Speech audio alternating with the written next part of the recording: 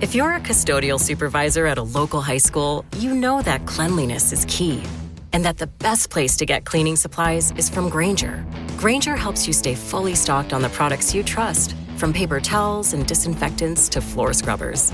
Plus, you can rely on Grainger for easy reordering, so you never run out of what you need. Call 1-800-GRAINGER, click Grainger.com, or just stop by. Grainger, for the ones who get it done.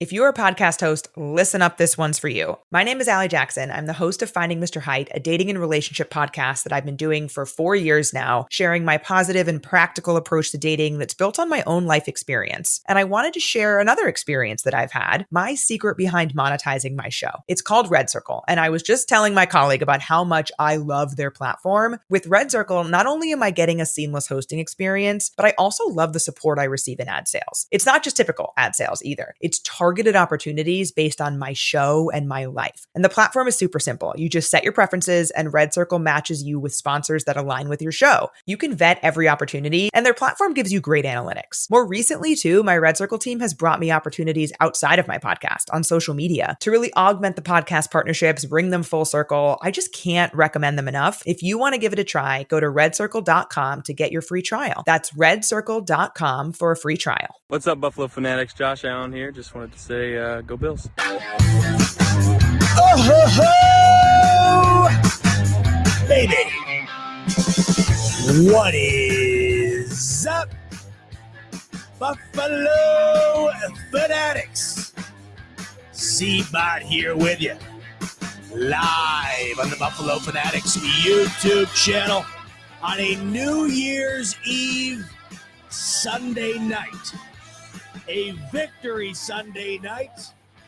A Sunday night where I don't know exactly how to feel right now. A lot of emotions going through my mind, and I'm processing them in real time.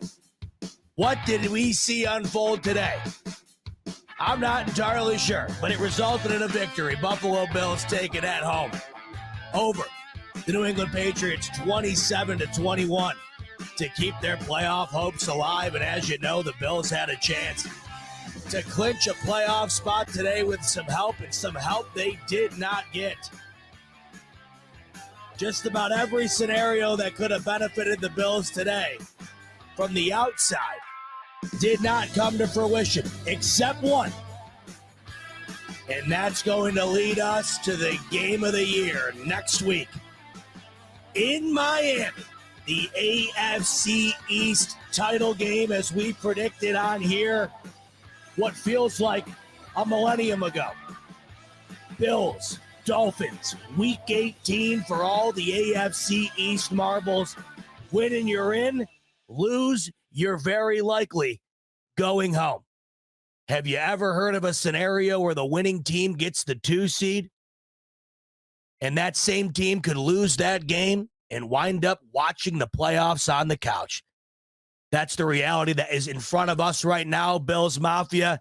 And it's a scary reality, but I got to tell you, it's one of those realities, if you're like me as a Bills fan, where you're addicted to the adrenaline rush, you're addicted to the pacing back and forth like we did last week, like we did today, like we've done pretty much every week this entire year. Hell, like we've done pretty much every week from September to January since we were born.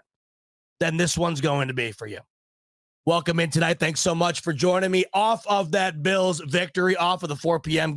slate games coming to an end that did not benefit the Buffalo Bills. A lot to talk about tonight, and I really appreciate you joining me on this New Year's Eve edition of the Smoke Break, powered by BetUS. Receive a 125% sign-up bonus in the link in the description below. We have a ton to talk about on this episode, including the Bills-Patriots game. What unfolded? What the hell was that? I mean, that game, there's hammered, and then there's blowing into the breathalyzer, and the thing breaks. They got to go get another one because they've never seen it read that number. That game was beyond cocked. I don't know what I was watching for about 3 hours. Part of it was really fun. Part of it was really miserable. The majority of it was anxiety-fueled, as we're used to. The biggest concern, of course, obviously, coming away from that game, is what are these Buffalo Bills the last 2 weeks compared to what they were the several weeks going into that. Once again, we are in this period as Bills fans where we go from these chunks of really bad to really good to really bad to really good to now I don't know what this is. The nice thing is they're victories. The Bills had chunks of bad throughout the year. They almost all resulted in losses for the most part.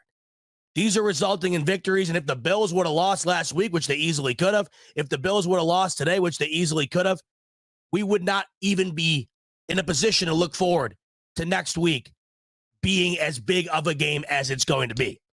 So we'll talk about Bills Patriots. We will talk about that game, Bills Dolphins, next week. We should find out. We might even find out live on the show here. If we do, please let me know in the comments. We should find out what time and what day that game's going to be. They haven't announced the games yet. There's Saturday night games. There's Sunday afternoon games, Sunday night games. Guaranteed. The Bills are either playing Saturday night or Sunday night, to be determined. We'll also talk about the updated AFC playoff picture, which the Bills are currently smack dab in the middle of, but do not have anything clinched. So much to talk about tonight that I could not do it myself, so I got to bring on my main man, my brother from another, the Revinator. The screen was black, and then it came to life. It was like a perfect intro. There he is, Rev. Oh, how there we go, baby. What's up, Z-Bot? How you feeling, man? I'm foremost. Let me be the first to wish you a happy 2024, and the last to wish you bid you an adieu to 2023. That's right, man. Happy New Year's to you as well, brother. I'm glad to be here with you on the show, man. I'm feeling kind of indifferent right now. I don't know how to feel. We spent that time watching that game, and we were on the pregame with Rico, man, and I was pretty confident in this game. The Bills won it, but I was fairly confident that the Bills were going to show up and not play like they did last week against Eastern Stick. But boy, was I surprised. The Bills escaped again for the second straight week with a narrow victory at home, mind you, against the New England Patriots. And man, he didn't look good. No, it did not. Let me ask you right off the bat, because here's where I was this entire game. I'm sitting back and I'm watching it, and I'm thinking to myself, what is going on here? Every other throw from Bailey Zappi for the first half was a turnover. Every time the Patriots touched the ball was a turnover. Hell, the game starts off with a kick return.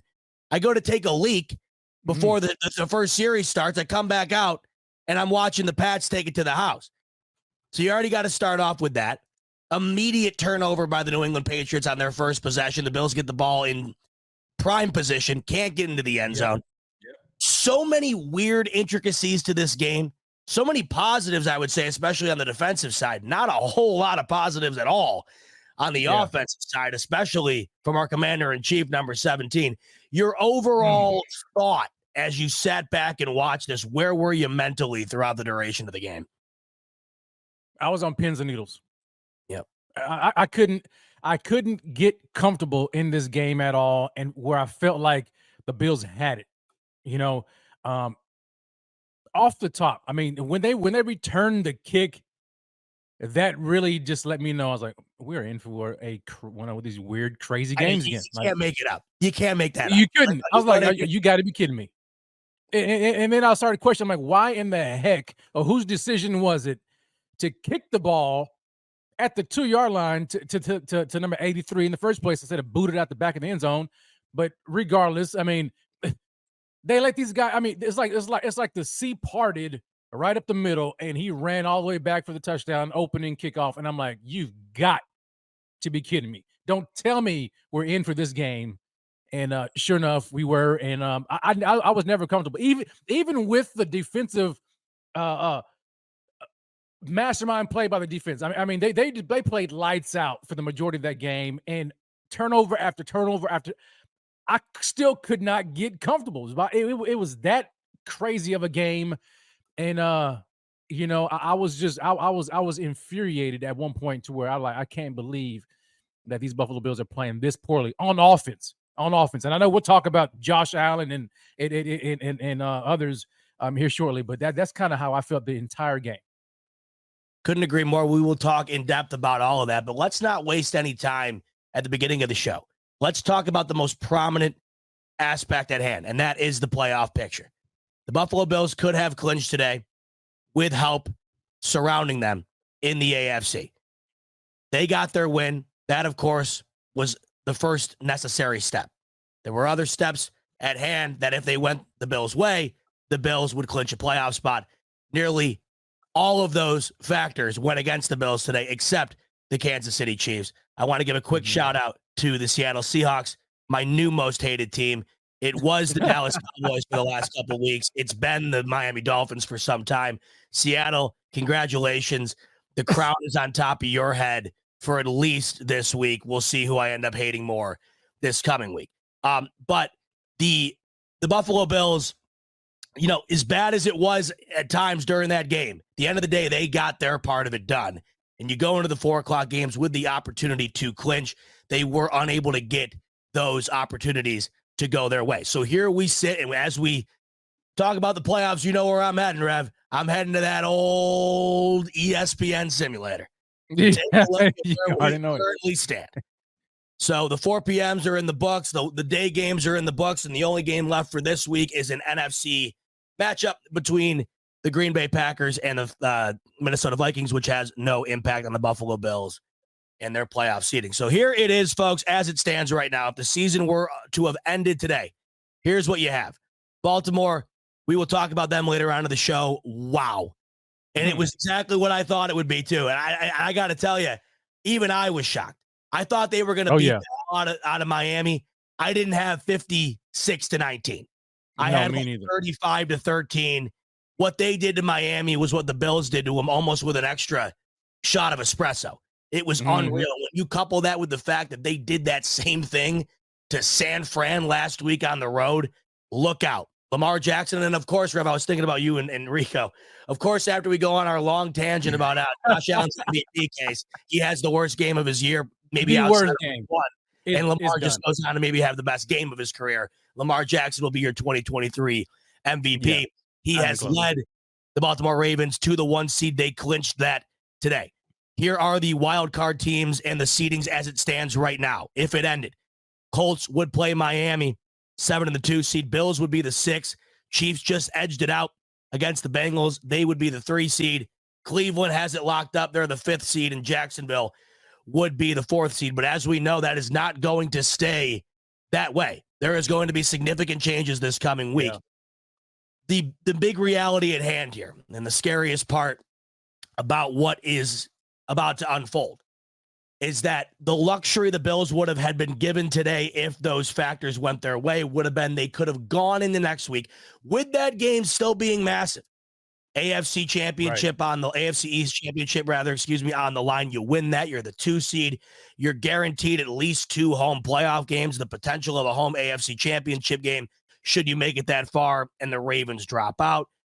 Obviously, the title of being a 4th consecutive AFC East champion, stealing that from Miami, which would mean so much to me. Watching that entire castle crumble down to the ground. It still will, and now it means even more. But obviously, it still would have meant a lot. But it would have been a little easier to swallow if the Bills wind up losing next week, knowing, hey, they're still in the playoffs. What are you going to do at this point in the season? We're lucky to even be in it based on the way things went.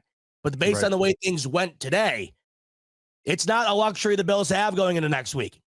Not only do the Bills go into that game wanting to win the AFC East, wanting to get that 2 seed, they're going into that game almost needing to win that. I don't even want to say almost. It's pretty much a 90% need for them to win that ball to get into the playoffs. And let me explain what I mean. So we'll go to week 18 here. Here is the landscape. Now, the Steelers just beat the Seahawks. Once again, shout out Seattle. Way to go. Geno and the gang, DK dropping touchdowns in the end zone. Geno fumbling all over himself. They gave up almost 500 offensive yards to Mason Rudolph. Bravo to you, Seattle. Come on, man. We appreciate the effort today. Absolute joke. So with that, Seattle, who had about a 12% playoff chance going into today, is very much alive. And the Jacksonville Jaguars, with their win today, those 2 games have immediate impact on the Bills. And here's how. If the Bills lose next week to the Miami Dolphins, and I'll just go through here and I'll put in the NFC games. and I'll put in the random games that don't really factor in with the Bills all that much. I'll go through and do that right now. But what you'll come to see here is that there's a scenario where if the Bills lose and only 2 games go a certain way, the Bills would be eliminated from the playoffs. What is insane about that is that if the Bills win, they're the 2 seed. It's not like if they win, they're the 7 seed and you're lucky to make it. If they win, they're the top seed without a bye. If they lose, there's a very likely chance they're not in it. And I can't remember or recall a scenario ever that was like that. So here's what you'll see here. I'll put in a Dolphins beating the Bills here. And I haven't adjusted these other games. But if you watch, if Pittsburgh beats Baltimore and Jacksonville beats Tennessee, bye-bye Buffalo. Now you might be thinking to yourself, Bot, how the hell is Pittsburgh going to beat Baltimore? Well, I'll tell you how. Because their entire starting roster will be on the sideline watching the game with the rest of us. Right.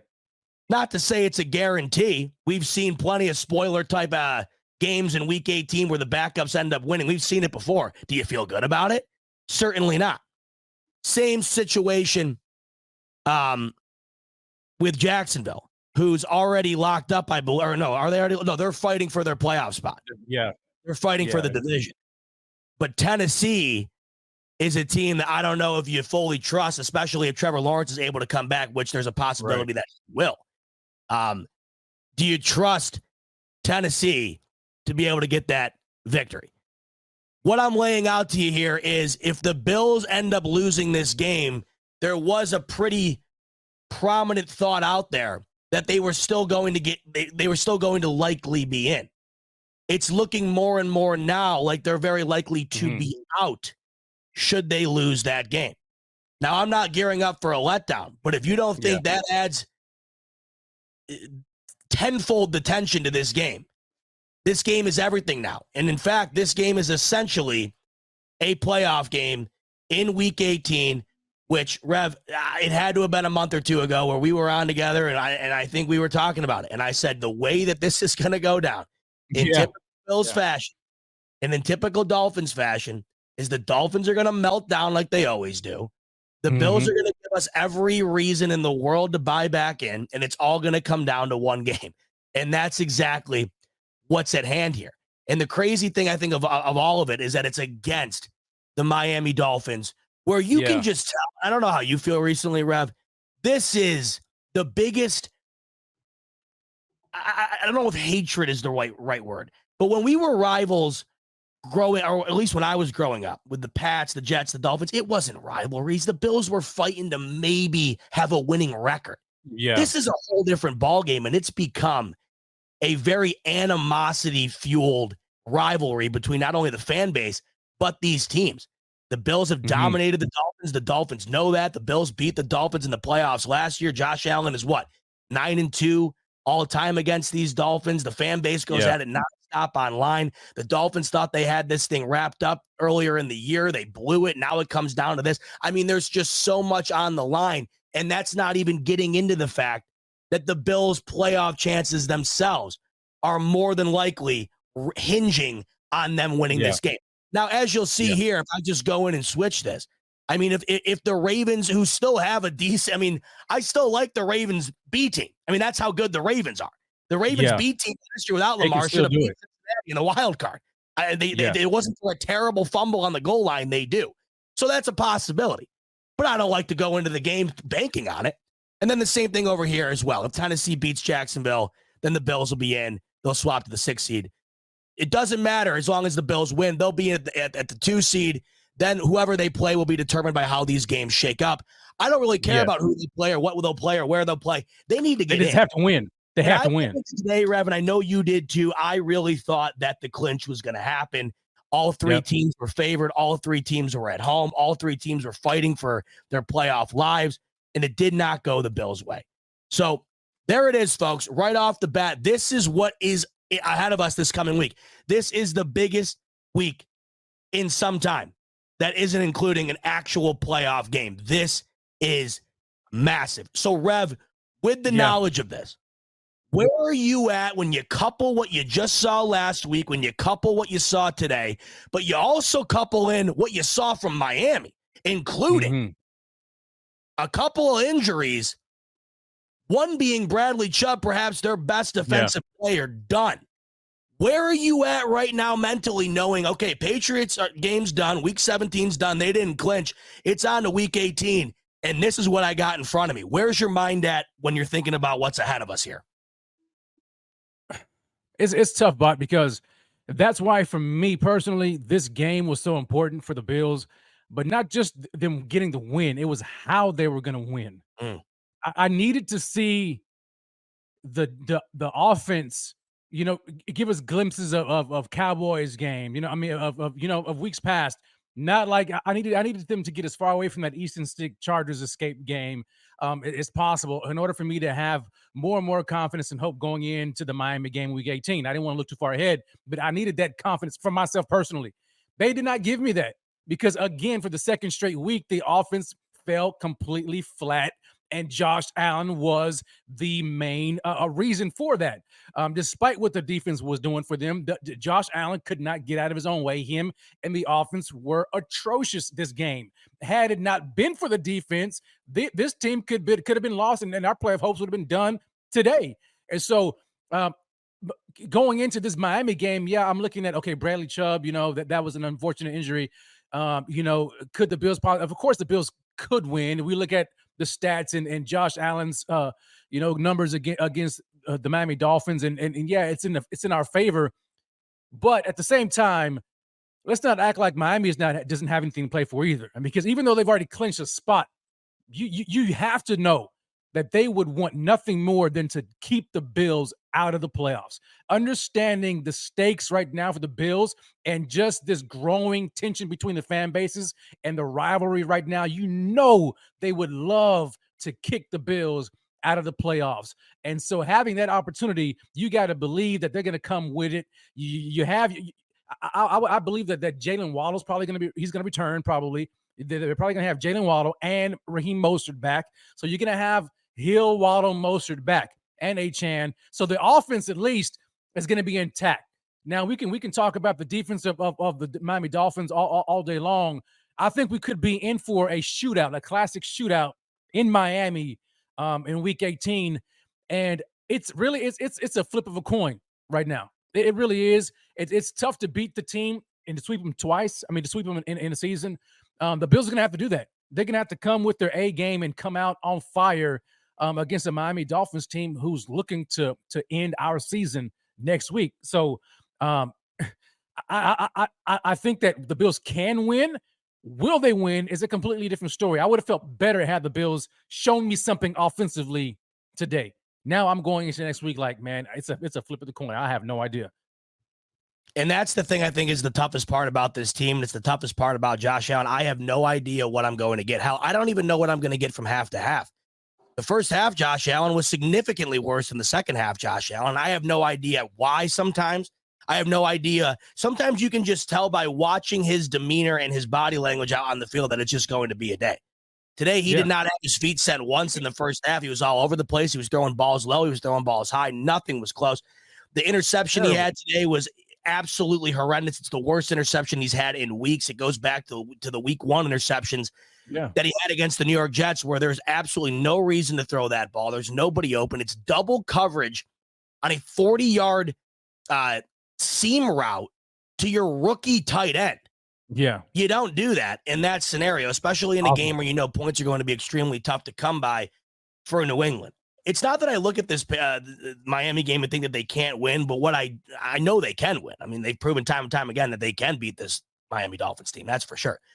But what I do know is there's no possible way it's going to be what it was in week 4 or whenever they played. It's not going to be 48-20 again. There's just no possible way you can run that back. And I don't know what I get from Miami on a weekly basis. I don't know what I get from Buffalo. That's what makes this game so scary is you have no idea what version of what team is going to show up. Are you going to get a Miami Dolphins team that when they're clicking, they're absolutely on fire? Or are you going to get a Miami Dolphins team that today got absolutely embarrassed? I'm talking next level destroyed. And they've done that against the Ravens now, the Bills now. They have lost every meaningful game outside of that Dallas game last week. And I think the more time goes on here, we realize Dallas, they might be the biggest frauds in the league. Philadelphia, wow. Yeah. You want to talk about fraudulent. So I don't even know how big of a victory that was. I don't know who Miami is. I also really don't know who these Buffalo Bills are.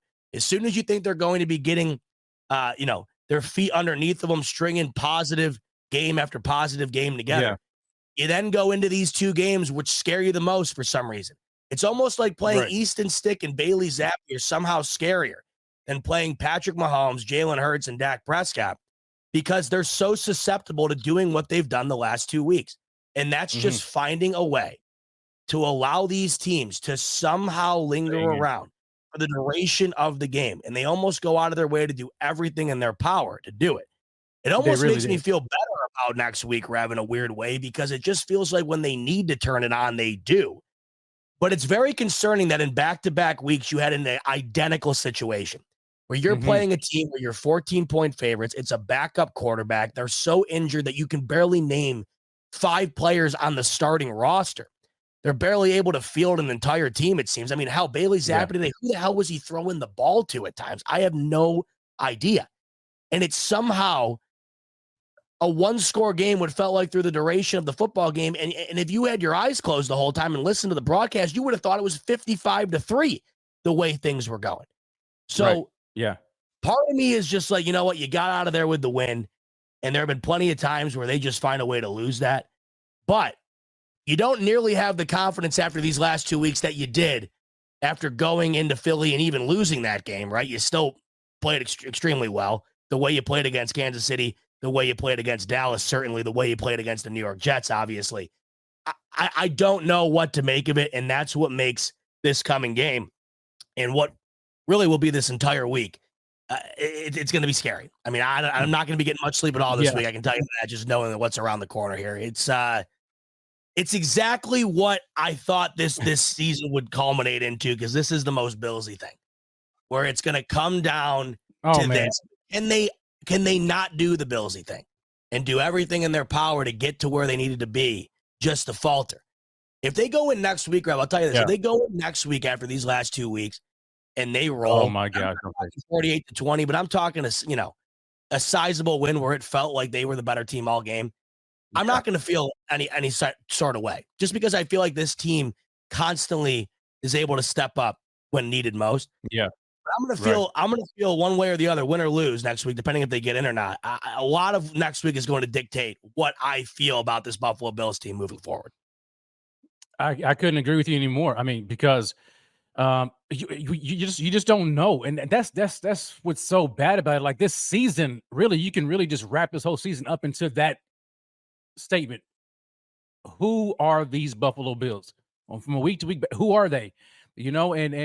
And going into next week with this type of a game on the line, I can't answer that question with confidence. I just don't know what type of Bills team we're going to see. I would like to believe and expect this Bills team to show up, understanding what's at stake, and really come out here on fire and put these past couple of weeks with poor offensive performances, in the rear view mirror. But I just don't know. And it even plays into this whole narrative. Like, I mean, are the Bills just playing down to their opponents? You know what I'm saying? It's like, if you're a championship caliber team, you should not play down to your opponent. I never like that, and I hate to admit that is the case, but it seems as though it's being like that, and I need the Bills when they're playing against an inferior team and you got backup quarterbacks and you've got missing players here and there. I need them to look like the superior team, the Buffalo Bills. They have not done that the past couple of weeks. And so it gives me some kind of caution. Now, make no mistake about it. I'm not hoping for a Bills loss. I'm not doing that. I'm not shaking in my boots or anything like that. I'm not afraid of the Dolphins because the Bills have beaten them before, but just understanding how important this game is. It is going to have me incredibly nervous all week until the game starts and really throughout the game, because you have to know that Mike McDaniel, like him or hate him, he's a corny guy in my opinion. I'm not really too much of a fan, but from an X's and O's guy, you have to know that this guy is going to dial up some stuff and he's going to make some adjustments going into this game. It's going to be a chess match, and it's going to be, to me, I think it's going to be like the battle of the coaches. I mean, can Sean McDermott out-coach Mike McDaniels in his offense for the second time this year when it's a win and in type of scenario? I mean, you know, and that's still to be determined. We'll have to wait and see. We certainly will. And I'll tell you, I'm not, I didn't lose any confidence going into next week because of today. I'm just wondering what exactly they are. It feels like every game I'm getting something different. Let's talk about today in particular and what really stood out. What stood out to me was a couple of things. I thought, one, this was probably Josh Allen's worst game, or at least one of them, but in my opinion, probably his worst game since week 1 against the New York Jets. It felt like he could not do any right for a very long, extended period of time. It also didn't help that there were numerous drops. It also didn't help that the O-line was getting destroyed. That's been a big concern of mine the last couple of weeks. The offensive line has been the best it's been in years this year, and all of a sudden, it hasn't been. He was under pressure every single time he dropped back to throw the ball today. That didn't help. He never seemed to get set, and I think that's why they wound up running him a ton. He had 11 carries today, nearly 50 yards, 2 rushing touchdowns. I thought his play today was about as bad as you're going to get from him. Now, of course, with that, you're still going to get some extraordinary plays. He had a couple of throws on the run to extend drives that were phenomenal, but you factor in the interception, you factor in the fact that he started 0 for 6, and it got up to 2 for 10 at one point. Yeah, it was bad. It's about as bad as it could possibly be. Yeah. And it wasn't like it was all drops or a bunch of BS. I mean, you don't have that type of start to a game if you're dialed in. There's not going to be 8 drops. There's not going to be 8 misreads. I mean, it was a lot of him. He was off the mark all over the place. Yeah, throwing it behind guys, throwing it over guys' heads. I don't know exactly what factors into him being like that, with the ability to then go into another game and him being maybe the best quarterback you've ever seen in a particular game. It blows my mind. Frustrating. It is. It's frustrating. Yeah. But today that certainly stood out. The one other thing I thought stood out outside of that and the offensive line struggles, which kind of blended into one another because it adds insult to injury when Josh is already off and he's also got a guy breathing down his neck every time he drops back. But I also thought this was Joe Brady's poorest performance since he's taken over. I am sick and tired of the constant bubble screen, the constant need to go to the bubble screen when they're trying to get wide receivers involved in the game. I don't think it's worked once. They've tried it every single week. I think today they ran it at least 2 or 3 times. They ran it once to Cook. It was dropped. They ran one to the left, no dice. I don't know what that is. All I know is the reason I bring it up, I've seen it once a week, it feels like, and I hate it. But what I did love from Joe Brady tonight is he went away from the things we were praising him for in the pregame show today, Rev. They started off knowing, hey, Allen is not on. They were running the ball pretty well. And all of a sudden, it felt like you had gone an extended period of time without seeing James Cook touch the football. And it felt like in this particular game where you knew New England was going to struggle to score, running the ball would be your friend, especially knowing early on, man, Allen does not have it today. Let's stick to the ground. I mean, I'll give him credit. They dialed up a lot for Allen to do on the ground to supplement that. But I had just felt like they weren't going back to the well enough. And there were times like the 3rd and short situation where the Bills are up 27-13. It's 3rd and 1. And they bring Latavius Murray in for his first carry of the day when that tush push. Yeah, I hated that. All game long. It's little things like that from Joe Brady today that I was confused by because he has been great at sticking with what has been proved to work in a game. Didn't think he did his best job of that today. So you factor that in with a poor performance from Allen, the offensive line getting ravished. And all in all, it was a game that was saved by the defense, gifting them field position, gifting them points, gifting them a touchdown from Rasul Douglas, the player of the game. Yeah. The offense is lucky that they faced as bad of an offense as they did in the New England Patriots today. They're also lucky that the defense capitalized early on because, as you know, Rev, a defense, even when they're playing as well as the Bills were, you can only hang on for so long.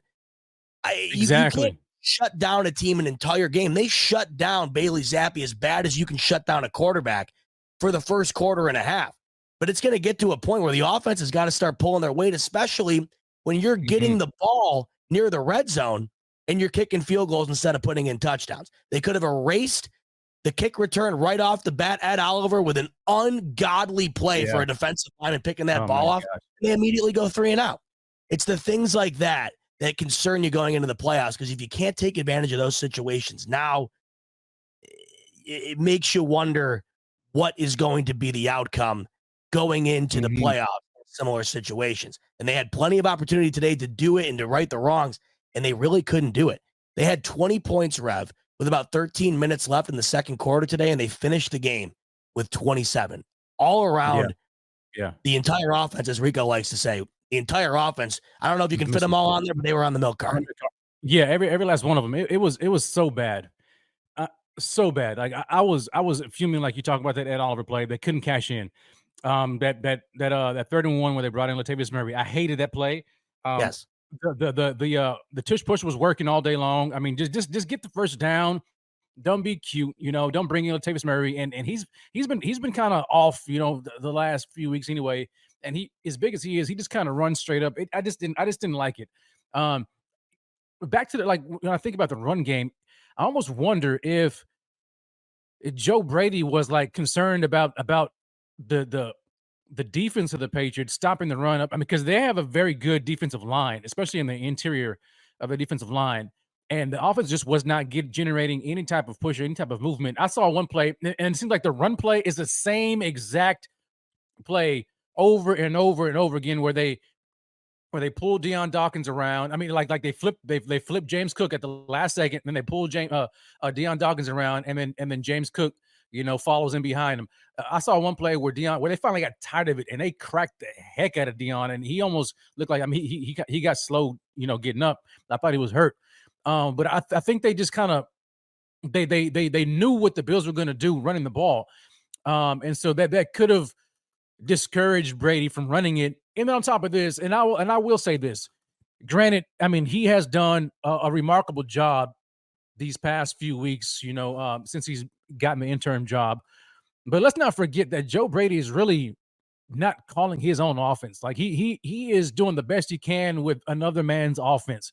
And could it be that he has maximized Ken Dorsey's offense, and teams are starting to kind of look at it and figure them out, because there's not a whole lot that they've been able to switch up. They caught people off guard, but it's like, how much variation can you bring into somebody else's offense? I don't know. That's going to be up for Joe Brady and the rest of his offensive staff to figure out, because if you're going into next week, and then if you happen to win and get into playoffs, you have to figure out something different, because it's going to be all about coaching then.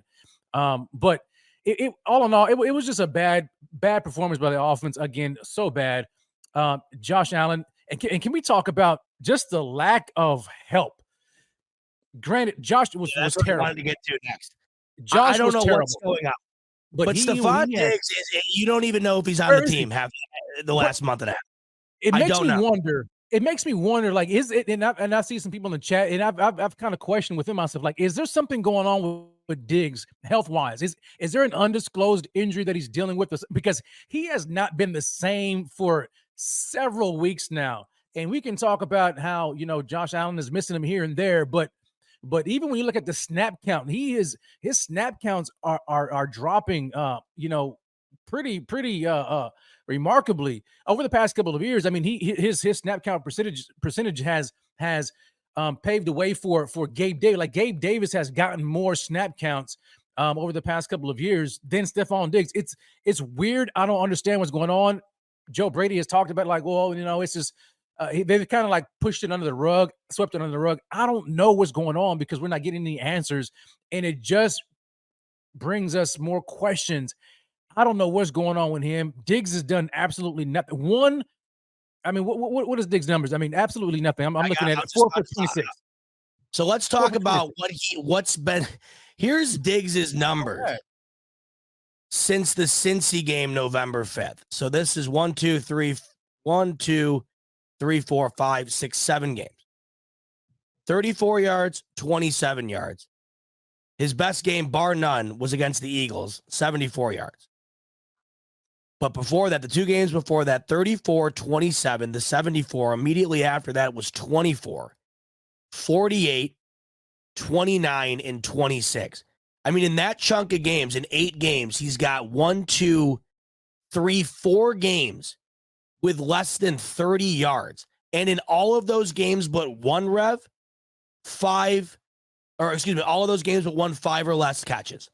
And there were games earlier in the season, if you go back, when he started the year, 10, 7, 8, 8, 10. I understand you got to adapt, and frankly, it doesn't bother me a ton because they've been winning, but the trend is too crazy to ignore at this point. Yeah, it really is. I'm starting to wonder what the reasoning is behind it because he's way too good to be putting up numbers that are of I mean, you fill in the blank. Khalil Shakir is more of an impact on this offense right now in the pass game than Stephon Diggs is. Yeah. And that is not a one-off. We are talking about a solid month here where Diggs, this is the last 5 games. They're what, one? Yeah. Right? 1, 2, 4 games. Last 4 games, Rev, 5 catches or less, under 50 yards. 3 of those 4 games, under 30 yards.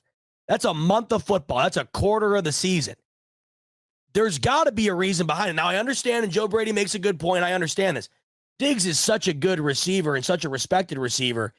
He does command enough of your defense to be able to open things up. But that's not why you have him on the team, especially when you don't have anybody else near the caliber of him.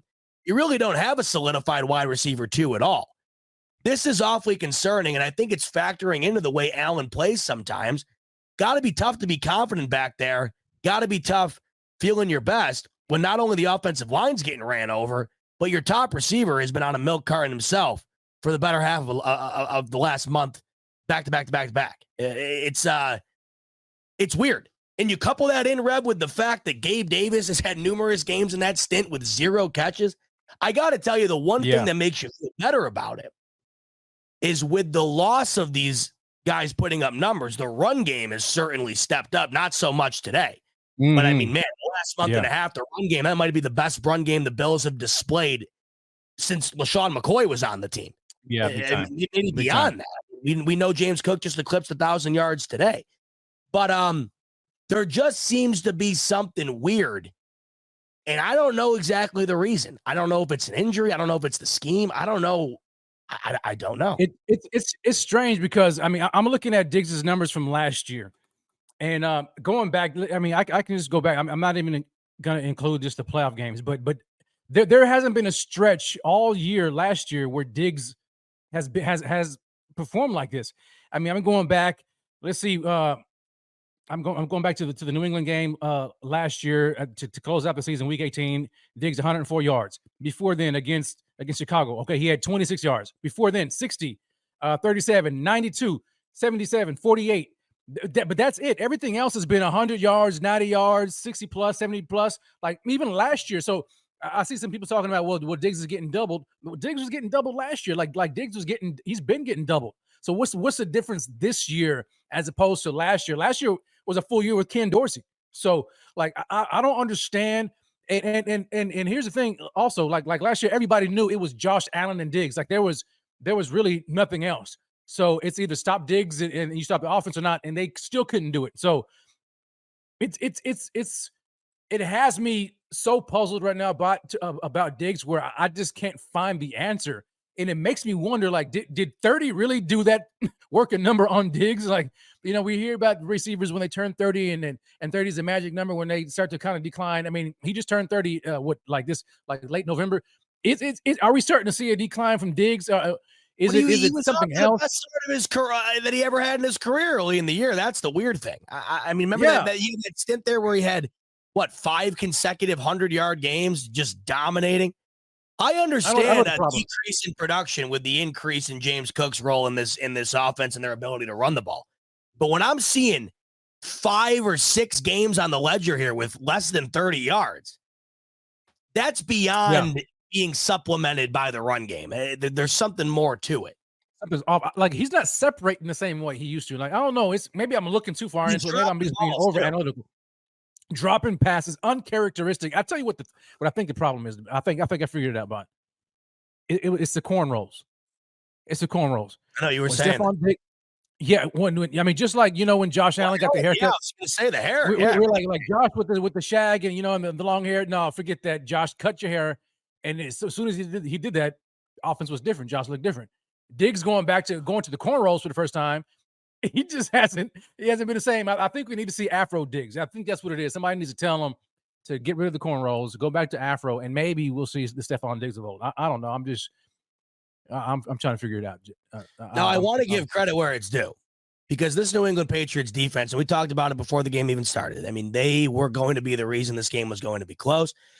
Funny enough, Rev, the game started almost identical to how it started last week for these New England Patriots against the Broncos. We talked about this. First play of the game for them offensively, turnover. Red zone gift to the opposing team, and the defense shuts them down. And if the Bills score a touchdown there, I mean, maybe that game gets blown open beyond proportion, and the Patriots are never able to get back into it the way that they did. But I factor in the way the Patriots defense played against the Bills, has played against the Bills, and how they play against everybody. They're a great defense. But last week, Rev, the Chargers might have the worst pass defense in the league outside of maybe Philly, and Stephon Diggs put up the exact same stat line. So in his particular circumstance, I don't know what the factor is. It's certainly not just because the Patriots defense is great. That had a lot to do with the Bills not being able to do a whole lot else today, I think. But it just felt like today, Joe Brady did not have the extra card in his deck to throw at New England when they were constantly getting after Allen, constantly creating uncomfortable situations for him. Let's talk about how they scored their points today, because if you look at it. Well, I'll tell you. Yeah, go ahead. I was going to say before you got into it, I think they need to figure out how to get Khalil Shakir more involved in the offense, because it seems like every time they finally get him involved, he produces all the time. I don't know what it is. He catches everything. Balls behind him. It doesn't matter, and he has the yak, the yards after the catch. Get him involved more, and I think that may open it up. I mean, use him more in that underneath slot Cole Beasley role. Figure something out with Khalil Shakir, but I just thought that I needed to say that, because he's been playing very well anytime he gets his chances. I got to tell you, Rob, I'm actually shocked Allen was only sacked once today. I mean, credit to him for getting rid of it. It felt like it was way more than that. But this stat line, there should never be a time where Allen's going 15 of 30. Look at his passer rating. It's atrocious. I mean, you look at Bailey Zappi's stat line right to the left of it. It's basically identical outside of the interceptions. The biggest difference in this game, and the reason the Bills won it, everything was identical or even favoring New England in this game, but the turnover margin. You're not going to win a game when you're that bad and you have 4 turnovers to the Bills 1. That's what it was. However, that was supplemented a bit by the kick return. That was their turnover, so to speak. But if you look at how the Bills scored their points today, because you're looking at 27, right? And you're going to sign up for 27 most games, especially the way things have been lately. I mean, you look at what the Chiefs are recently. They can barely crack 21 points. You're looking at some of these teams in the league that have high-powered offenses when they're clicking, but then all of a sudden you got a team like the Miami Dolphins, when they face a good defense, they get absolutely shut down. Same thing with the Dallas Cowboys, whatever. You're going to sign up for 27 the majority of the time. But the Bills didn't get a respectable 27, in my opinion, today. They didn't really have a true 27.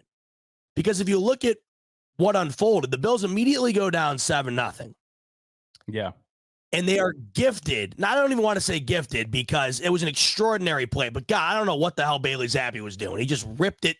He just threw it wherever he could get rid of it. Buffalo Fanatics, what's going on? This is Pierre the Kingpin. And I wanted to talk to you today about Cigars International, which is the ultimate destination for premium homemade cigars. Known as the industry leader, Cigars Internationals offers the largest selection, unbeatable prices, and a customer service experience that's second to none. Whether you're new to cigars or a seasoned vet, Cigars International makes enjoying cigars easy, approachable, and fun. Cigars International is the go-to retailer for all things cigars, with the biggest selection of premium homemade cigars available anywhere. Cigars International offers unbeatable deals and discounts, making it easy to stock up on your favorite or try something new without breaking the bank. With fast free shipping and their 100% satisfaction guarantee, you can shop with confidence knowing that Cigars International stands behind every order. They have good relationship with vendors that helps provide great low prices.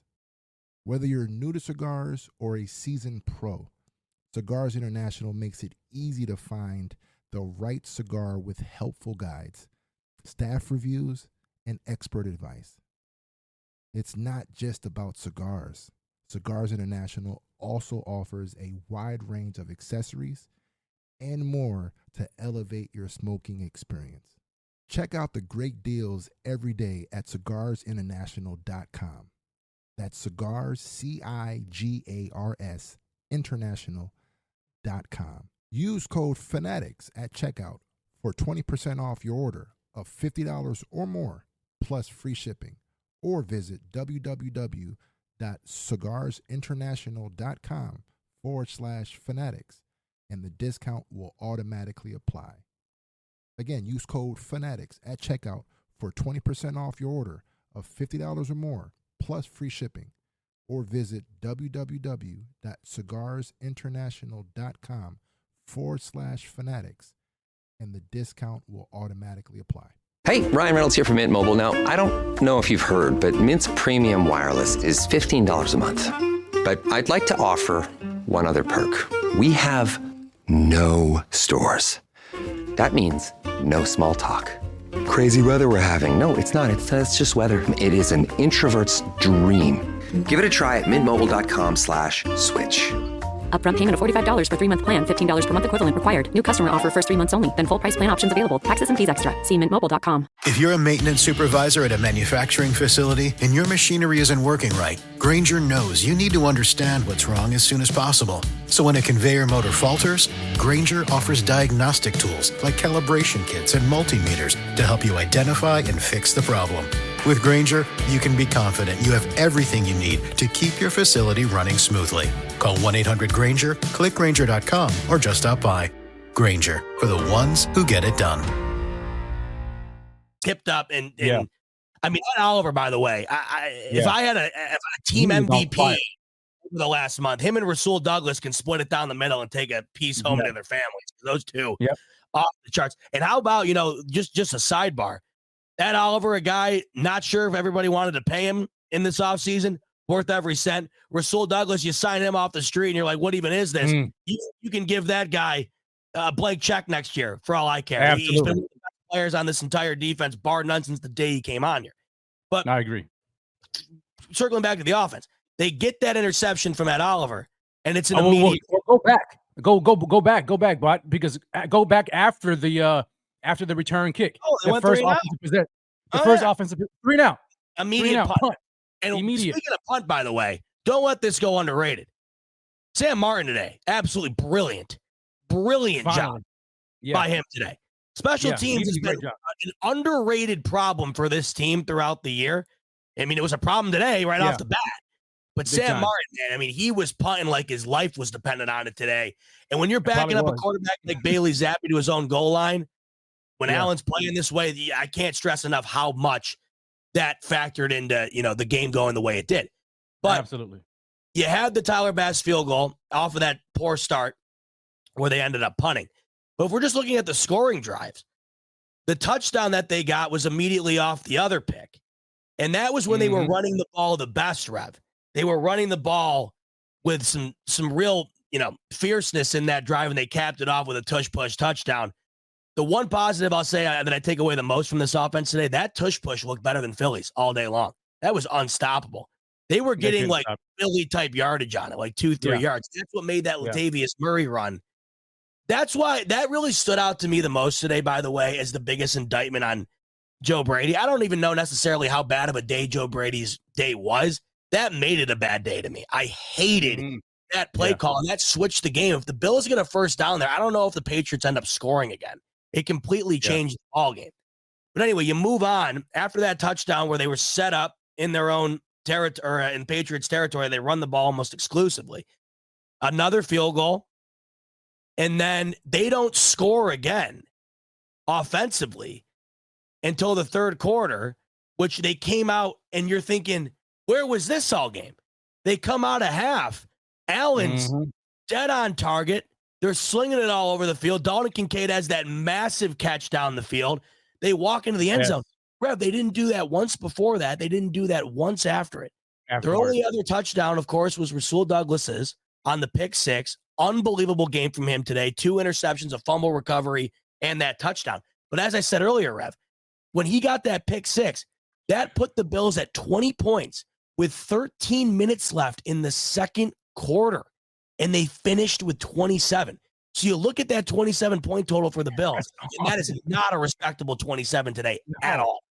No, completely. I mean, after that touchdown drive, coming out of the half, the Bills went punt, in game. Yes, it was abysmal performance by the offense. It's exactly why you really have to look at how the Bills score their points. You can't just look at the score and then say, "Hey, well, the Bills did a good job." No, it was bad. It was really bad. It was bad on offense, and so like I have a lot of questions. I mean, about this offense. I mean, granted, I mean you could expect Bill Belichick, right? So Bill Belichick coached defense. Kyle Duggar was back. I mean, coming off of his illness, you knew that they were going to play tough. But when the Bills were gifted not just the turnovers, but the field position in which they got those turnovers. That's the key. That's the key. Yeah. They were gifted incredible field. Can you imagine had they had those turnovers and they had to march down the field? We could be talking about a completely different game here. What I will give them credit for, and they have been good at this almost all year long, no matter how bad they seem to be playing throughout the game, they find a way to end the game pretty damn well every single time. You can't lie to yourself, Rev. Even though that's Bailey damn Zappi on the other side of the field, you didn't want to give them the damn ball back. I know I didn't. The Bills of course got the ball back with 5 minutes left in that game, and the Patriots never saw it again. That, to me, tip of the cap. I was definitely impressed with the way that they finished that game out. But the way that they finished it out was kind of what made me upset about what I didn't see earlier on in the game, where they were sticking to going up through the short. They were sticking to short routes that weren't bubble screens. They were getting guys open in the flat, moving the ball that way, and then they were running the ball, tic-tac-toeing, moving the clock, or moving the sticks, and they were also able to get the first downs to end the game. I was convinced there was going to be multiple times where they wouldn't get the first down. They were going to have to settle for the field goal, and you leave it open that way. Even though you're still up 2 scores, there's a potential for Bass to miss it. You have no idea. You just want to end the game with the ball in your hands. Yeah. So I'll give them the credit there. That's the weird thing about them. It's the weird thing about Josh Allen. Frankly, it's the weirdest thing about this team. They will do nothing. They will do nothing. They will look terrible. Then they will come out of the half and have that 8-play, 75-yard drive where everything's working. Allen looks like he's on fire, and they won't do it again. And then they'll end the game strong almost every time. So I don't know. I don't know. All I know today is, Rev, I'm glad we're sitting here kind of. The reason we're doing this, and I stress this, everybody knows on my show how much I've stressed this over the last couple of weeks. I said I'm not going to sit here and pick apart victories when the Bills are in no position to pass up on a win's a win type game. Yeah, for sure. It's different now. Next week's the playoffs. I don't care if it's week 18. Next week's the playoff. Yeah. And it's beyond that to me. I want this AFC East championship more than I've ever wanted one in my life. To be able to steal that from those Dolphins would make my entire year, and we're not even, we're about to be just kissing the beginning of 2024 in a couple hours here. That would already make my whole year. I could have the shittiest year ever coming up here. That would be the best part of my year. I don't care what the hell I could win the lottery, and that could be the best part of my year. So that's why we're sitting here doing this. It's no longer, all right, now we just got to go beat the Chargers. Now we got to go beat the Patriots, right? No, now it's that time now. It's that time now. And now we're sitting here, and we wouldn't be doing this. And this is why I was way more lenient last week, as I think you were as well.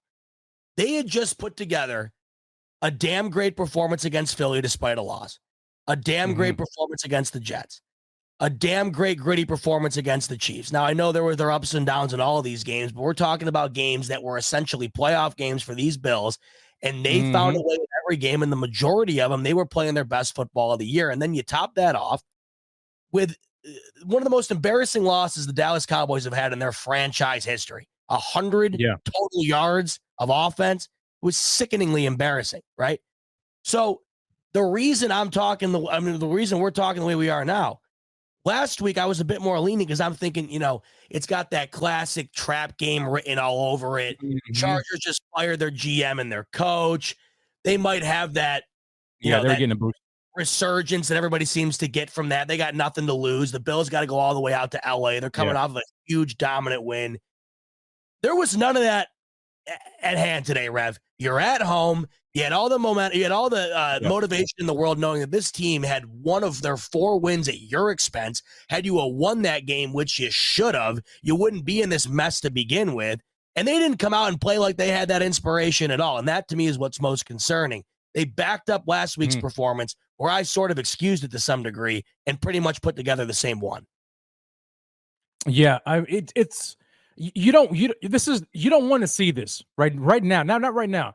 I mean, because if you're of the belief that momentum is important going into the playoffs or going into a crucial game that you need to win to get in the playoffs, you would want that kind of that momentum game going into that game, right? But the Bills didn't get that. Yeah, they got the win, but it's how they got it. I guess that kind of leaves a little bit just left to be desired. Now, I will say this. On the flip side, though, even though we didn't see the offensive performance that we wanted to see, I think what we can glean from this game, and really the last 2 weeks, regardless of how they won it, it's a different approach to how they win these games. It's, earlier in the season, we would have seen Sean McDermott coaching bad late in the games, and these Buffalo Bills would have lost those games. They did lose those games. But now with their backs against the wall, it doesn't matter. You're going against Easton Stick, cross-country trip on a short week in L.A. against the Chargers team that just fired their head coach, and you've got that juice from them. They won the game at the end. It didn't matter. It was ugly. It was gritty, but they came out on top. Going back home in another must-win game against a divisional opponent who beat them earlier in the year, week 7, against a different team. With like we talked about earlier with Bill Belichick coaching and probably one of his last games, and just the juice that we're going to get from them. Bailey Zappi, a new quarterback. The Bills found a way to win. So I think we can get that this Bills team seems to be a resilient bunch. No matter what it looks like, they can find a way to win. And that is something that you can't take away from them, and it's something that I'm not going to take away from them, because if they get in the playoffs and say, wild card game, whoever, I mean, let's just say it just happens to be they go to Kansas City and they win a gritty game like this, are we talking about, man, but the Josh Allen, the offense looked abysmal. Josh was 15 of 30 again. He had a horrible game, but the defense showed up, but they won. Are we really talking about the offense? Or are we talking about, man, look, hey, great win. It didn't matter how we got it as long as the Bills won, right? So it's that, I think, is what you can take. And I think that is something that the Bills can take with them going forward, is that they know how to win gritty games of late. And I think that is going to be the key to getting them over the hump next week and hopefully going forward into the playoffs.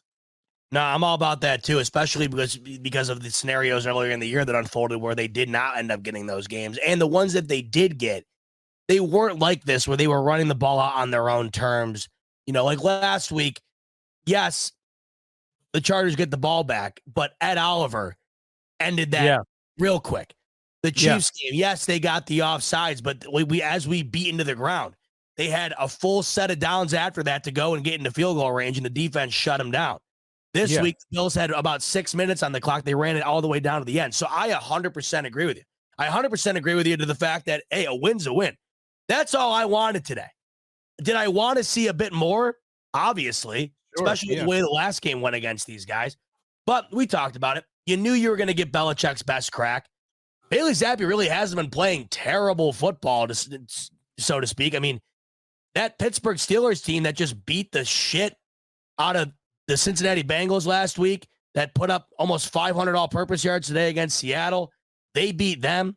They beat Denver last week, right? Mm-hmm. So we knew what this was going to be. What was disheartening the most is it was just Allen's performance to me that was the most disheartening, because a lot of that seems like it's not being inflicted upon him from the opponent. A lot of it just seems like there's times where he's just out of it. I mean, he even said to a reporter after the game that he was just throwing the ball terrible today. I mean, he knew it. He knows it. Yeah. How could he not? But the reason is why and how. There are times where I'll just see him. He will not set his feet. He's almost falling backwards as he's throwing the ball. Mm-hmm. And the one other thing, too, I've noticed is a lot of times every single throw has all of his arm power behind it, no matter what, when it doesn't need it. And I feel like at times that ends up screwing with the accuracy a little bit. I have no idea. I just know that if we can get the best version of Allen that we've seen, I mean, this defense right now is extraordinary. That's the one thing you can take from this game. I mean, I know we sit and harp on the offense because that's the thing to do, and that's always going to be the most concerning element, and it was concerning today. But my God, this defense is and has been extraordinary, and they're getting healthier. I mean, Micah Hyde back in the lineup today, that huge hit he had in the open field. That was awesome. Daquan Jones back, of course. Epinesa had a couple of great plays today. He sure did. And then Ed Oliver, I don't know anybody maybe playing better defense single-handedly than Ed Oliver is currently right now. So this defense is damn good enough to beat anybody. And if they just don't shoot themselves in the foot in late in games like they had, that's what made me so happy about the end of that Chiefs game and the end of that Chargers game. Those were games where McDermott would say, hey, guys, prevent time, let them go down. And they exactly. Right. Yeah. So you mix together the recent ability to get rid of the late game implosions defensively, and you collectively look at their body of work throughout the game, which more or less almost every game this year has been pretty damn good. If Allen can go into next week and then take into the playoffs, I'm not even talking the games like we got against the Chiefs in the 13-second game or the perfect Patriots game. Those are like one-off all-time games. I'm just talking about the games like, that we got against the Jets, for instance, a couple of weeks ago, or the game against Kansas City, where he's not lighting it up going crazy, but he's not necessarily playing visibly bad football. When Allen's playing visibly bad football, it hurts this team. For instance, today when there's that interception, right? I constantly stick up for Allen on the interceptions because I think last week's a good example. He has a pick last week. But if he doesn't throw the pick, do you get the amazing throw to Shakir at the end of the game that ends up winning it for him? He makes those type of throws. Sometimes they go your way, sometimes they don't. Yeah. The problem is when you're in a game like today where there isn't really any good coming out of those type of throws, and you mix with that terrible throw that was just so unnecessary in the moment, that's what hurts this team. Yeah, it just compounds it. And you want to see better from Josh because we know that he's better. Right. I mean, we know that Josh, when he is playing his game, there's very few that can compete with Josh on his A game. I mean, you can count them on a few fingers, right? Yep. And so it's like you want to see Josh be consistent, because if Josh is consistently playing at his best, the Bills trounce anybody. But the way the Bills lose is not because they're getting beaten by other teams necessarily. It's because they're getting beaten by themselves. They're having penalties, or Josh is just having a bad game. And so you're like, if we can just get rid of that, get rid of the penalties or get rid of just Josh's bad performances, these Bills teams would walk through anybody. And so, yeah, I mean, that's what you want to see out of Josh, and we expect it. I think, he's going to work on some things. I think I heard him say that, he has some things that he knows he has to work on in the offseason. Yes. And I believe that I think it's going to go back to his fundamentals, man, his footwork and all that kind of stuff. I think he may have gotten away from some of it, over the past, couple of years. I don't know how much work he's been doing with Palmer, in the offseason, but regardless, I think Josh, he's his own worst critic, and he's going to look back over this year, no matter where the Bills go, and he's going to work on it, and I expect to see his best going forward. But this year, man, we just have to ride with it and just go with it.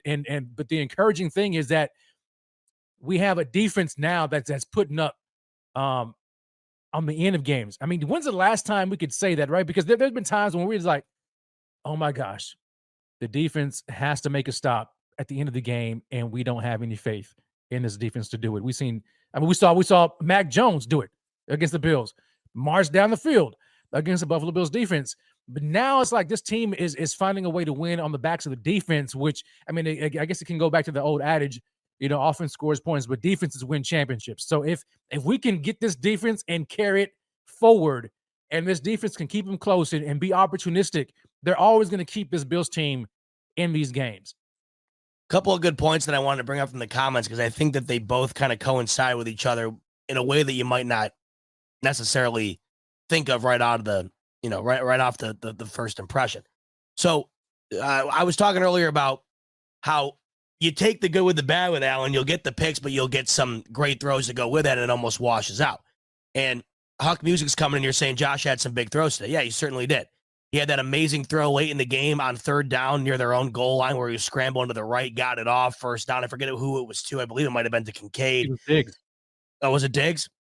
That one at the end, yeah. The drive line of Diggs, I think it was like a 39. Okay. Something like that. Yeah. The great throw, obviously, out of half to Kincaid. What I wanted to reference, though, is this is all true. But here's how you know when Allen's having a bad game and when you're scared to see what he's going to do next. And it's what my man Hillslayer brought up when he mentions the two fumbles. They were egregious decisions from a veteran quarterback of his stature. You are falling to the ground on a QB sneak type game play. You are literally on your way to the ground, wrapped up by a defender, and you're looking for a pitch. This isn't the Super Bowl, and this isn't a 40 to 45 shootout. You're playing Bailey Zappi and the New England Patriots. Fall down and take your next rep when you get it. That's when you know right here. Those are the moments, and we saw it in the Jets game week 1, when Allen's pressing really hard, and the question is, why? There was no reason to be doing that today. Is it because they got the ball on the interception early on and didn't score, and now he's trying to compensate for it? I have no idea. But you don't see him do this every week. This is what I'm getting at. It's the games like today where you have those decisions, and you also take into consideration the interception he threw. He wasn't under a ton of pressure, and it was double coverage deep down the field to a tight end for an up-for-grabs ball. A terrible decision. Bad decision. So this is what I'm getting at. There's these games where Allen will just compound bad decision after bad decision, and it entirely outweighs the good. Games like last week where he has a bad interception, it's either offset or outweighed by the positives, how he's able to correct it. It just felt like today there was a majority of a lot of pressing and a lot of uncertainty in his decision-making and his throwing, and that resulted in the stat line. And ultimately, that resulted in the score sheet based on what the offense was able to put up on the scoreboard themselves. And, he doesn't have a throwing touchdown today either as well, which, not that that's the biggest concern in the world, but it just felt like today in general. And I think the other key too, Rev, that I noticed, there's a reason he ran the ball 11 times today. It felt like Joe Brady was trying to get to a point where he's like, we got to find a different way to get him going here. I don't think he runs the ball 11 times if he doesn't start out, 0 for 6, 2 for 10. Does he 6, run yeah. the ball 11 times if that's the case? There were numerous factors at hand today, little clues that you could pick up on to see it just wasn't his day. Yeah. Yeah, he was just off, man, and Brady was doing his best trying to get him in the game and try to get him out of that funk. It just wasn't happening. I mean, no matter what he tried to do, it just was not working. And so, I mean, chalk it up to just a poor game. Hopefully, this is not going to make 3 straight games like this. Hopefully, it's not a trend.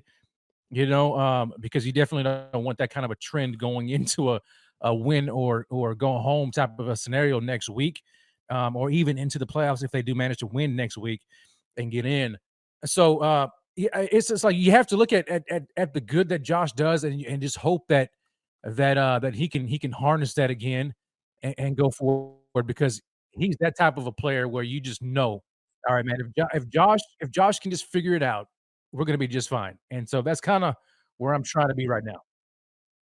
I also look around the league, and every one of these teams, outside of I can't even say outside of San Fran, they did it last week against Baltimore, and Baltimore did it a couple times this year. I mean, they got destroyed in a couple of games this season where it came out of nowhere. Every team this year has looked like this to some degree at some point. I just look at the Bills, and I know if they get in, they got as good a chance as anybody. All of these teams have their deficiencies and their flaws, every single one of them. So they just got to be able to get in. And I think next week, it's a terrifying premise, what's at hand. But when you look at what's factored in on the Miami side and what they've been able to do to Miami under Josh Allen, I think we are piling on our own fears because of the amount at risk, as well as what we saw the last 2 weeks. But I think if we were to base it on what we've seen from the sample size that includes the team we're playing, we should be confident in their ability to go and get it done. So let's talk about that game, Rev, as we move on. I want to talk about next week and looking at Miami. They're banged up. Tua got a little bit banged up today. So did Josh Allen, but he would come out and say it was more of a stinger. It felt a little weird, but he's more than fine. That's good to hear, because the way he was moving after that hit, it kind of had me feeling a little uncomfortable. He's not the type of guy that's going to visibly show you that he's totally hurt. So when you see him moving at all a little bit, it kind of is concerning, but he looks to be okay. Anyhow, the Dolphins are ravished with injuries. They lose Bradley Chubb today. Xavier Howard goes down with an injury. Tyreek Hill seemed to re-aggravate his leg today at certain times. There was a point in the game where he kind of hobbled off the field, took his helmet off, and was limping pretty significantly. Jalen Waddle didn't play today. Raheem Mostert didn't play today, and that's not including a litany of other injuries that this Dolphins team is facing. I mean, this team is banged up. They got their ass handed to them today. And when you look at any meaningful game that the Dolphins have played this year outside of last week against Dallas, where they still, mind you, only scored 1 touchdown in that ball game and were able to win. Yeah. Dallas fumbles on their own 1-yard line. It was a mess. They have lost to the Chiefs without scoring a point in the second half. They lost 48-20 to the Buffalo Bills. They lose 56-19 today against the Baltimore Ravens. I understand that we have our trepidations, and we should, because we're Bills fans, and of course we're going to have them. Doesn't matter who we're playing. Hell, I had them up until the last minute today against Bailey Zappi. But these Dolphins have proven time and time again that they're going to show you who they are. And they have done their fair share of proving that against these Buffalo Bills. I'm telling you, Rev, it's almost a spot that sets up right for the Bills, as crazy as it sounds. Have not played any team better under Josh Allen than the Miami Dolphins. Yeah, I mean, this is ripe for the Bills. They have this history with them, and we know the record that Josh Allen has against these Dolphins. And so that gives you room for just to be encouraged and to be confident going into this game. And you have to like the Bills' chances. I mean, we saw what they did, earlier this year, week 3, 48-20 victory. The Dolphins, they haven't, done well at all season against teams with winning records. We've seen that, and they've gotten just demolished by superior teams. And so, you like the Bills' chances. I think going into next week, as long as the Bills can correct their wrongs, offensively, they should handle business against the Dolphins, who are decimated by injury. I mean, completely decimated. Losing guys like that. I mean, at least we've known that under they have a respectable defense, but now, I mean, when you've already lost, Phillips, and then now you've possibly lost Bradley Chubb. I don't know if they have No, word if he's out. he's going to be done. He's going to be done. He's done. That's all Okay, confirmed. and so yeah, so you've got him out too. So you have to like the chances. You hope, right? Sorry, I just double checked. Uh-huh. I'm stunned. So What the happened? Bills opened up as a 1-point favorite right when the game ended today. They are up to a 3-point favorite right now on the road in Miami next week. It has gone up. Wow. It has tripled since about 4 p.m. this afternoon. The Bills on the road are a 3-point favorite on Sunday, Rev. You hear that right now, your initial thoughts, knowing the Bills are the favorites in this particular situation. In Miami, which is crazy. I think it makes me wonder if the injuries that the Dolphins have sustained, coupled with the way they got beat down today, has played a factor into it. And then they're probably looking at the last time this team matched up against each other. I mean, the Bills waxed them. And so, I mean, normally, you get that 3-point bump from the home team, but to see the Dolphins, as 3-point underdogs at home, that's remarkable, man. That is remarkable. I don't know what to think about that. What are your thoughts?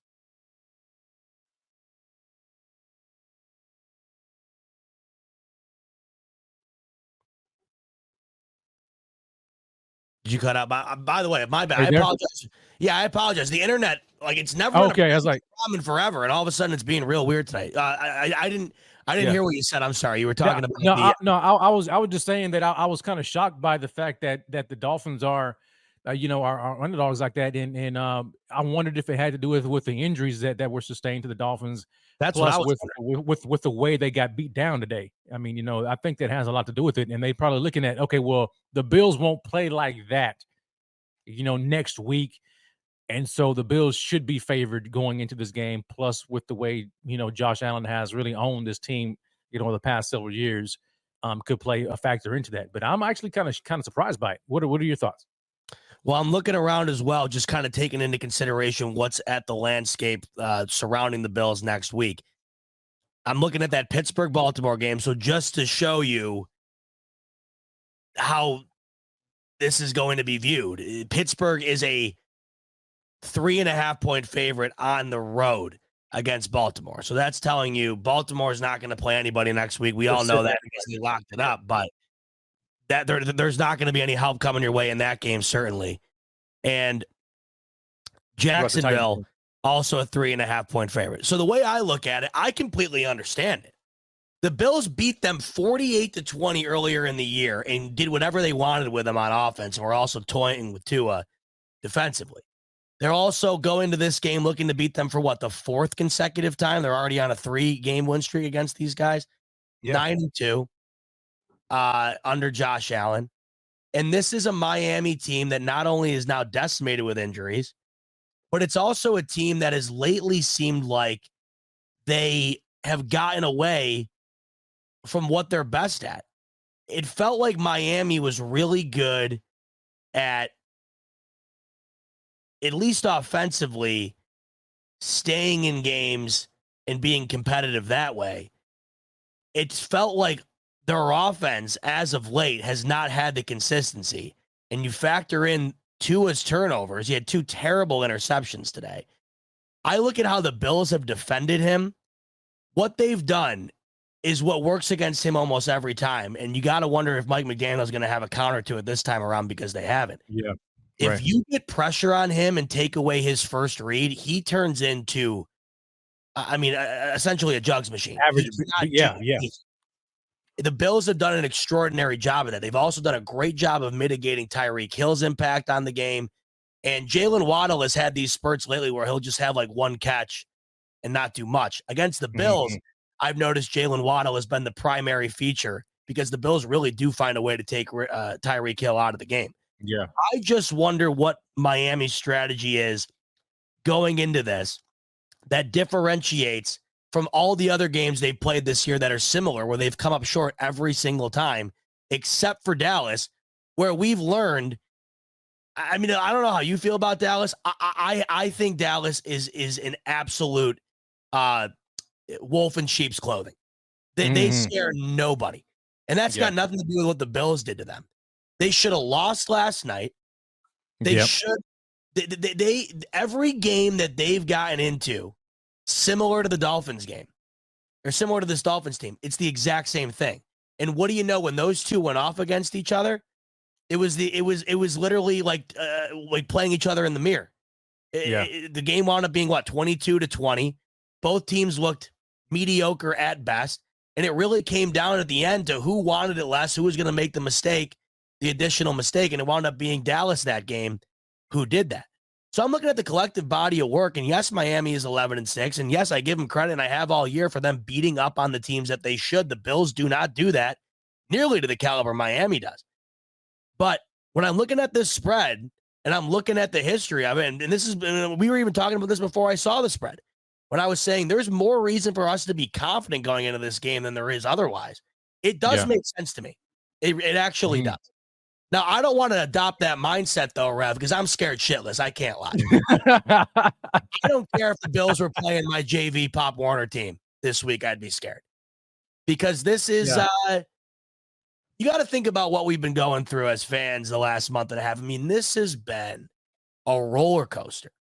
And it's a ride you're on with the knowledge that you can keep the ride going to some extent, almost no matter what. Like, even after the Broncos game, Rev, I mean, I thought after the Broncos lost, this Bills team was done. I thought it was over. But the ride didn't stop. I mean, it was slowed down to a halt. But then all of a sudden, you hit a speed boost here, you hit a speed boost there, and you're freaking flying. You're hitting the corkscrews, you're hitting the loop-de-loops, right? Yeah. Next week, the Bills either blast off onto this ride into the playoffs, or this thing comes crashing down. There's no more lingering hope. And that's why, it's a really heavy cross, I think, to bear as a fan going into this week, because you had all this time to kind of hope one thing goes one way, one thing goes another way. Now it's just pretty black and white, man. It's go in and do it or go home. And I don't care who you're playing. That's a scary situation to be in, especially when you've gone through this last month and a half where the Bills have been fighting for their lives since pretty much the end of October. Yeah. And now that so now it's like the reality of the situation is kind of hitting me even more. I mean, it was real, but like just listen to you talk about it, puts it in a different light for me. The Bills have not had their backs against the wall any more than they will have them against the wall next week, in a scenario where it's win and you're in with a division win, lose, and potentially miss the playoffs altogether, unless you get some help. That's a place you don't want to be in, but it's also a place you don't want to play a team whose backs are against the walls like that, especially a team with a Josh Allen and these weapons that they have, with the history that they've had over the Miami Dolphins. So that's scary for the Dolphins. Make no mistake about it. I mean, we're kind of like, concerned about the game, but you have to know that the Miami Dolphins and their fan base is just as nervous about this game you couldn't tell as we are. Oh, you definitely couldn't tell. You definitely couldn't tell. But this game is for all the marbles, and I think the Bills come out, man. They come out swinging, in this game next week. How they win, as long as they do it, that's all. That's really all that matters to me. As long as they do it, and I feel like I'm talking myself into it, as you can tell. I'm talking myself into it. I feel like the Bills are gonna do what they have to do, man. I cannot see a scenario. At least I don't want to see a scenario in which the Bills lose and they're sitting at home, because there's going to be a lot of questions that need to be answered if they miss the playoffs like that. As we were on the topic of the betting line, I figured I'd go ahead and show you, courtesy of my friends over at BetUS. Let's head over to BetUS right now, and I'll show you what I was talking about earlier. Here it is. Not more than a couple hours ago, the Bills are about a 1.5 point favorite. It is doubled or tripled, depending on where you were looking. up to -3. So if you're confident in the Bills to get it done at -3, you can do so over at BetUS. You can also bet on all of the other games next week. And Rev, I know the Bills game is obviously our primary focus, but there's some great football next week. You got Houston and Indianapolis. That game's winning in. You got I think Tampa Bay Bucks next week might be winning in. There's a variety of games that are massive. Pittsburgh, I think. Obviously, if they win and the Bills lose, big game for them. So next week is essentially a playoff type atmosphere for a ton of teams, and you can bet on all of those over at BetUS. Of course, you can also get in on bet, NHL, you name it, they got it. Live betting, parlays, props, and teasers as well. Everything going on over at BetUS, including fast payouts and incredible customer service. If you're going to taste that -3, which I think I might, Rev, because I'll tell you this. I was about to ask you. If it went up that quick, I guarantee you, Rev, when you wake up tomorrow, there's a very good chance that continues to rise. So if you're looking to get on that 3, you might want to get on it soon. And if you do, 125% sign-up bonus in the link in the description below. You can head on over to BetUS, take advantage of that, and throw it on the Bills. The way I look at it, Rev, and I might do this, if I take the Bills at -3 on BetUS and the Bills win, then I can pay for all my AFC East gear, and I'm done. If it loses, I didn't have anything to buy with it in the first place, and I'm already miserable. So why not throw a couple more bucks on top of my misery that I lost? Well. I can throw more bliss. I can be even happier if I win. So there's always that. So you can get in on that too. You know, one more quick word from BetUS before we wrap up shop here tonight on the smoke break. BetUS, America's favorite sports book, where you can bet on everything, anytime. Sportsbook, casino, horse racing, live betting, and more. We have the best bonuses in the industry. That's right, get a 125% sign-up bonus. And to celebrate our 30-year anniversary, we are giving up to 30 risk-free bets, a truck, Super Bowl tickets, and more. Don't miss out. Play smart. Join now. BetUS, where the game begins. Where the game begins, and the game begins next week, Rev. It's a whole new season. It's next week. It's win, and it's in, and it's win. I mean, I can't get over, Rev. This is what's killing me the most. I can't get over the fact that it's not just winning, it's in. It's winning, it's the 2 seed. These Bills were dead in the water a month ago, and it's the 2 seed. 2 home playoff games should you get there. Is there a scenario in which the Bills win and they don't get the 2 seed, or is it if they win, they're getting a 2 seed regardless? Like, what does Cleveland have to? I kind of want to go back over that scenario. Which scenario again? Is there a scenario in which the Bills win next week and they don't get the 2 seed? Let's go run it last time before we wrap it up, because that's a good question. So I don't know if there is, unless I don't believe there's another team that could jump it. I'm just looking here. Do you see a team that would be capable of jumping it? Because the Bills have the tiebreaker with KC, so that doesn't matter. They would have the tiebreaker with Miami. Cleveland already lost the division to Baltimore, so that wouldn't matter. So no, it's 2-seeder. It's 2-seed, or if they lose, 6. and 7. They would play Miami again. So say they lose and Baltimore beats Pittsburgh, they're back in Miami again. Crazy. Yeah. Now, if Pittsburgh beats Baltimore and Tennessee beats Jacksonville, same scenario. So your 2 scenarios, Rev, 2 seed or 7 seed back in Miami. The winner of next week gets the 2 seed no matter what. Wow. Which scenario do you like the best? Which scenario do you feel the most confident? The Bills at the 7 going into Miami, or the 2 seed? Well, it depends on what we're getting here. That's what I wanted to look at real quick. This 2 seed scenario. What happens? Okay, so this is the 3 scenarios, Rev. You looking at this? If the Bills win, okay. If the Bills win and Baltimore beats Tennessee, or excuse me, and Baltimore beats Pittsburgh, then the Bills will play Jacksonville. Well, you got to Pittsburgh wins, you got to factor in the Texans and the Colts game too, because I think that changes things. yeah, that's right here. That's right here. I think. Oh, you're right. Yeah, There's possibilities for them to play all of them. Is there? Oh no, that the winner of that would get the. Oh, Jacksonville would switch it up. Okay, yep, you're right. yeah. So it's a variety. It's a handful of teams. They'll either play Houston, Indianapolis, Jacksonville, or Pittsburgh. I guess the question remains out of that, Rev. Out of those teams, who would you prefer to see? Pittsburgh, Jacksonville, Houston, or Indy? I think I'm leaning towards Pittsburgh. At home, Pittsburgh's playing is they're just a gritty team. But I think I like them with our chances with Mason Rudolph. I don't we have history. Like I don't know anything about Indy and Gardner Minshew and their run game. CJ Stroud and I want nothing to do with that Houston team. Yeah, I'm about to say that could be a sneaky team that could beat us, man. Jacksonville, I wouldn't be afraid of Jacksonville. I think the Bills could win that game in a revenge game at home. But give me Pittsburgh, man. Give me Pittsburgh at home. I don't want to have to go to Miami again and have to beat them 3 times in a year. I don't want to have to do that.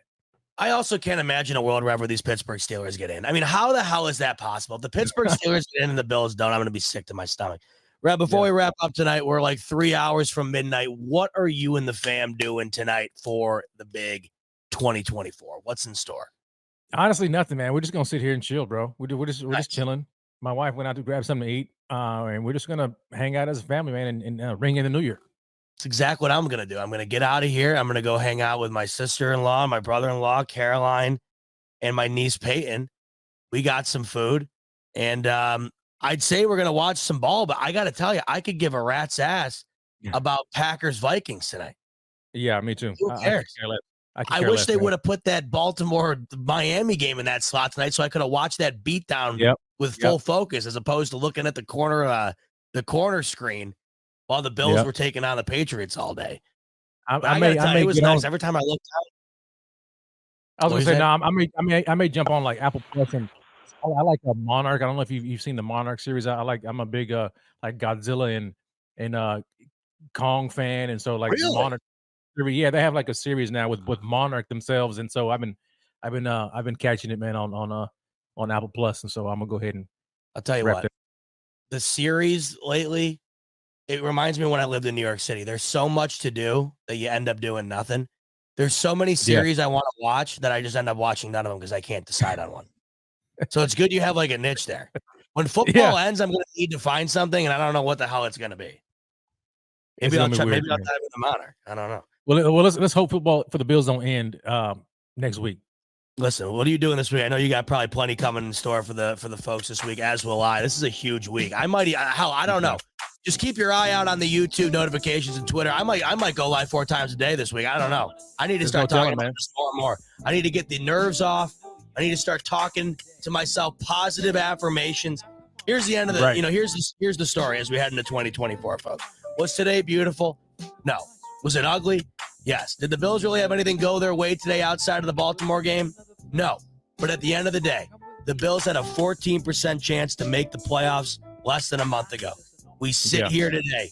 We go into next week, not only with an opportunity to make the playoffs, but the 2 seed in an AFC East championship. That's the reality. It's time to take advantage of it, and we will do so in the new year. Enjoy the final remaining hours of 2023. I hope you bring in 2024 with friends and fam. What do we got, Rev? What are you looking at? Man, we missed some super chats, man. Let's take a second. We got a few super chats. Would it be a smoke break without me playing the music and missing the smoke? The super chats, of course not. Let's pan it out a little bit. Shout out to Caroline, man. Shout out to Caroline because she gave us she put it in the chat. She's like, "Hey, man, you missed some super chats." She reminded me. She's mad at me right now. I got to get on the road apparently. But David Reed, sorry, brother, you know I'm the worst. But Dave comes in. He's saying, the Bills playing in Week 18 for either the 2 seed or to miss the playoffs sums up 2023 perfectly. I mean, not only does it sum up the 2023 season perfectly, it sums up the Bills perfectly. It's just the way it goes. It's either it's going to be pure bliss or pure hell. Don't know which side you're going to be on, but I hope to God it's the bliss. Oftentimes, me too, man. You know? And then my girl Linda's coming in here, and she's saying, I think she was at the game today. was there. Yeah. It was tough, but we got the win. Happy New Year's, and thanks, guys. Happy New Year's. Absolutely. You, Linda. Happy Hope New you had Year's. fun today.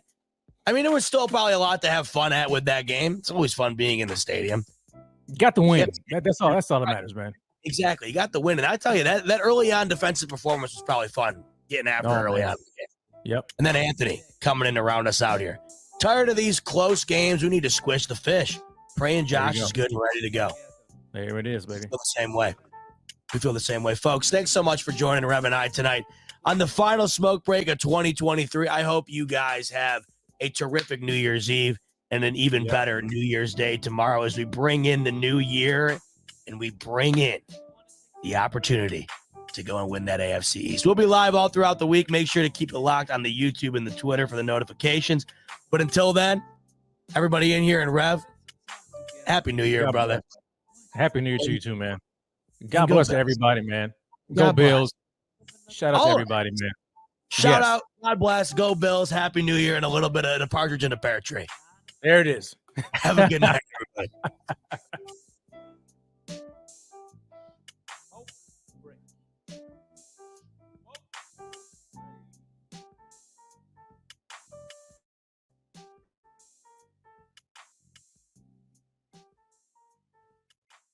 If you're a custodial supervisor at a local high school, you know that cleanliness is key, and that the best place to get cleaning supplies is from Grainger. Grainger helps you stay fully stocked on the products you trust, from paper towels and disinfectants to floor scrubbers. Plus, you can rely on Grainger for easy reordering, so you never run out of what you need. Call 1-800-GRAINGER, click Grainger.com, or just stop by. Grainger, for the ones who get it done. If you're a podcast host, listen up, this one's for you. My name is Allie Jackson. I'm the host of Finding Mr. Height, a dating and relationship podcast that I've been doing for 4 years now, sharing my positive and practical approach to dating that's built on my own life experience. And I wanted to share another experience that I've had, my secret behind monetizing my show. It's called Red Circle, and I was just telling my colleague about how much I love their platform. With Red Circle, not only am I getting a seamless hosting experience, but I also love the support I receive in ad sales. It's not just typical ad sales either. It's targeted opportunities based on my show and my life. And the platform is super simple. You just set your preferences and Red Circle matches you with sponsors that align with your show. You can vet every opportunity and their platform gives you great analytics. More recently too, my Red Circle team has brought me opportunities outside of my podcast on social media to really augment the podcast partnerships, bring them full circle. I just can't recommend them enough. If you want to give it a try, go to redcircle.com to get your free trial. That's redcircle.com for a free trial.